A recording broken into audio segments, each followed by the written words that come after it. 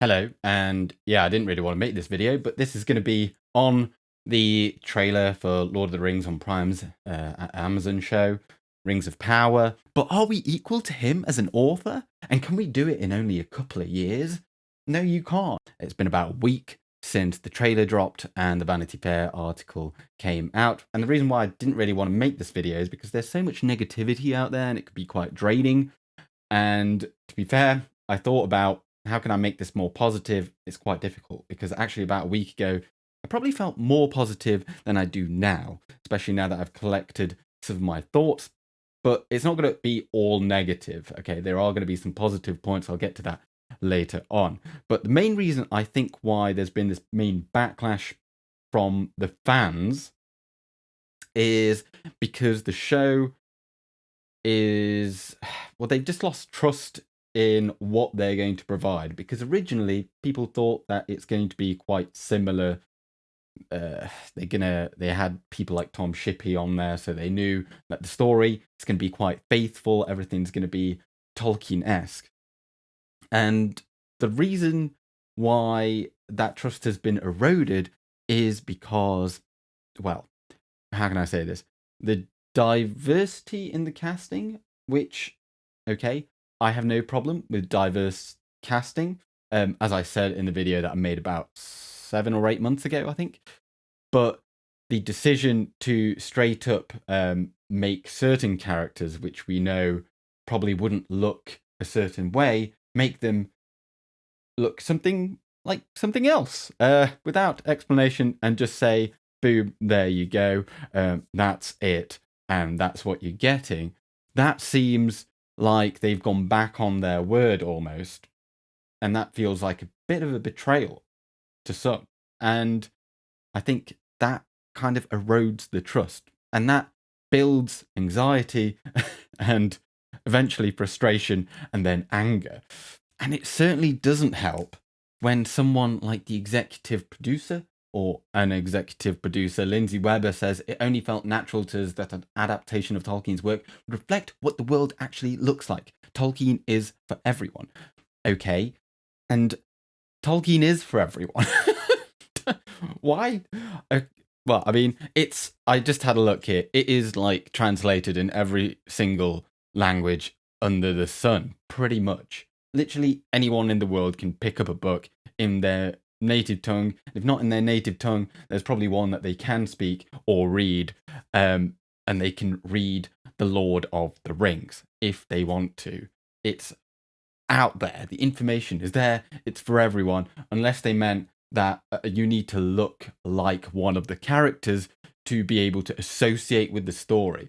Well, I mean, for instance, when I was growing up, when I first read Lord of the Rings, I bloody loved the elves. I wanted to be an elf at school, in primary school. I was like playing during break times.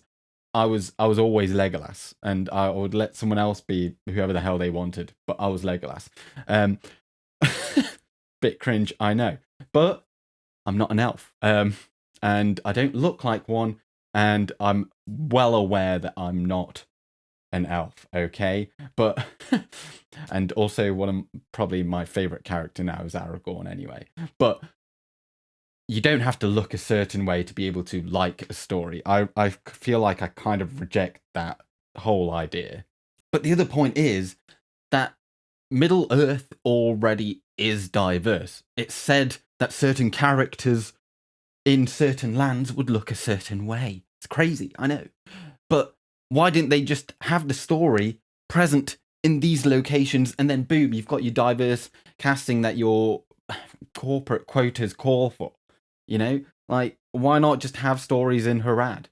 This is literally what people have said. This isn't a new idea. And instead, well, anyway, like, they're trying to push real world things into a fantasy world.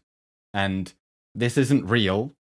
No one wants to have real world troubles becoming in a fantasy world. So this hatred that you see online in videos and in comments, everything else, I don't think it's because simply everyone is racist. And I hope YouTube doesn't immediately censor me for saying that word, but it doesn't immediately mean that. Obviously, in everything in life, it's a statistical thing that there is a bell curve, okay? And 68% of people are going to be in the middle, in the first standard deviation, and they're like completely normal and everything. But then when you go over to the extremes, there will be some nutters on either side. But most people are not going to be those people. So when Amazon or someone they are making the show, they come out and then attack all fans of Lord of the Rings that dislike what they have been shown, that also erodes the trust. So now you've got the first viewing and it's like, that's not quite how I thought it would look like. And then before you've even had a chance to read the article or watch the trailer, they've already come out with, these statements backing themselves up or like putting down any haters, calling them trolls and things like that. And I feel like that's really bad. That's a really bad approach. It's like really bad for public relations, honestly. This show has such a big budget, and there's a correlation between budget or size of and like expectation. People expect to have a certain level of product, and that's a double-edged blade. And I hear the Wheel of Time fans were cut by that.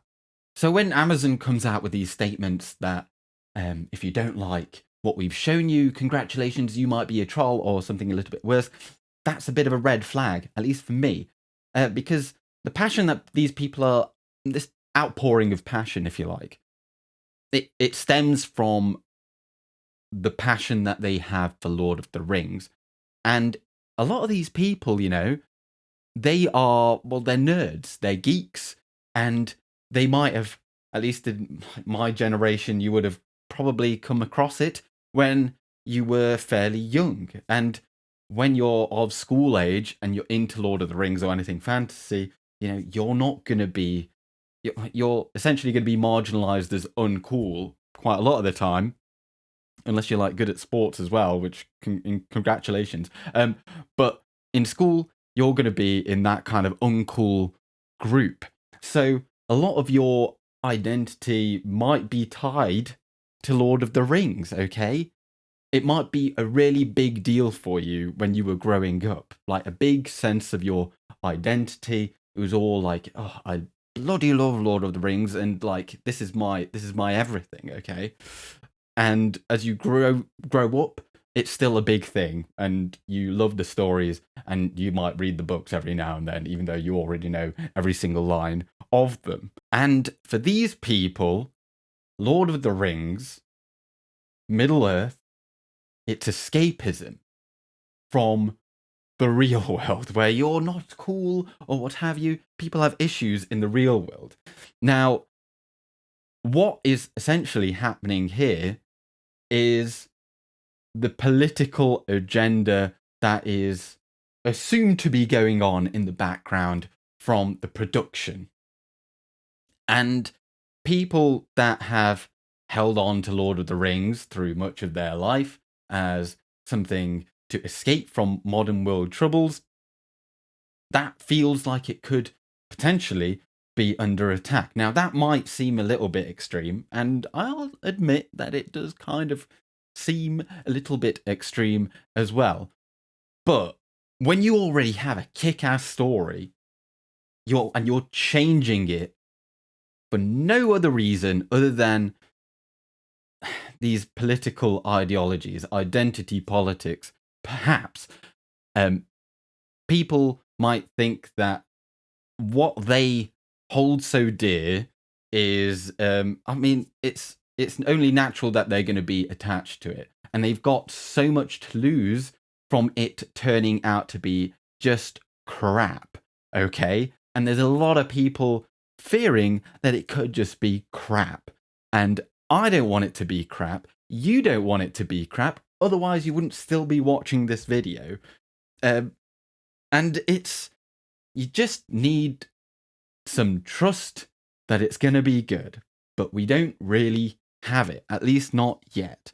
If you think of Peter Jackson's original trilogy, there was some outcry over Arwen allegedly having a bigger role in the movies. She was going to be present in Helm's Deep, I think. And some fan sites at the time, way back in like 2000, they came out and said like, oh, please don't do this, PJ. Like, ugh, please no. I think it might have been onering.net. And he actually ended up changing it. Now, that's not going to happen anymore because it's already in post-production and whatnot. And I'm not saying that is even going to work anyway, but it is like something that has happened before when those that are running the show see it as a completion of work for Tolkien. So work for him rather than trying to fill out, their own personal fantasies. Because there is a quotation in the Vanity Fair article that says, the driving question behind the production, can we come up with the novel Tolkien never wrote and do it as the mega event series that could only happen now? I feel like that is just so, it's quite a narcissistic statement. Because you're saying, are we equal to Tolkien as an author? Never mind everything else that he did for Middle-earth, but are we equal to him as an author? And can we do it in only a couple of years? No, you can't. And it's so crazy to think that they might think that they can be equal to that. I mean, they can aspire to be in keeping with it, which that's what Peter Jackson did. But when you go beyond and start like changing things, then I think that is why people don't trust what they're doing. And it's hard to see a whole lot of light at the end of that tunnel currently. So what do they need to do? Like, just stick a bloody beard on the dwarf lady. That'll be better. Rather than just saying, oh, she's not got a beard. Because, like, she should have a beard. Like, it said that it's got a beard. Like, you're not... why are you going to say that it doesn't when it should? Like, these things are not continuous with what we know. And when you see that as a fan, you're taken out of the escapism that we all kind of love. Okay, because you're watching it with the idea that you're seeing it as a political point of view, and that takes you out of the story, and that's a bad thing. I'm not saying that it needs to be a documentary, but certain things, it's just a jarring experience otherwise. It doesn't make sense.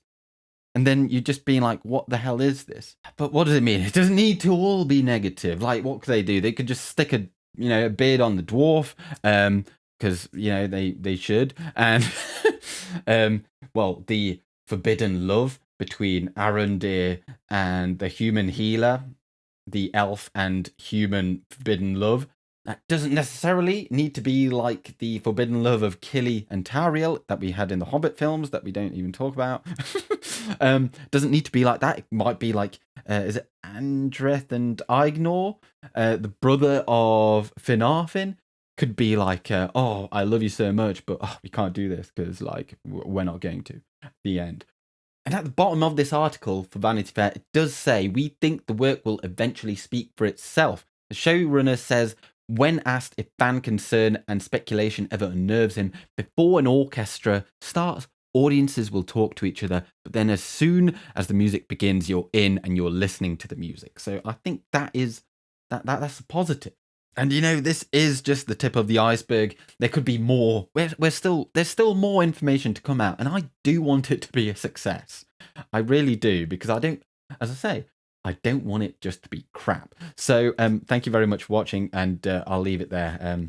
Anyway, yeah, I'm going with Gandalf. Good day.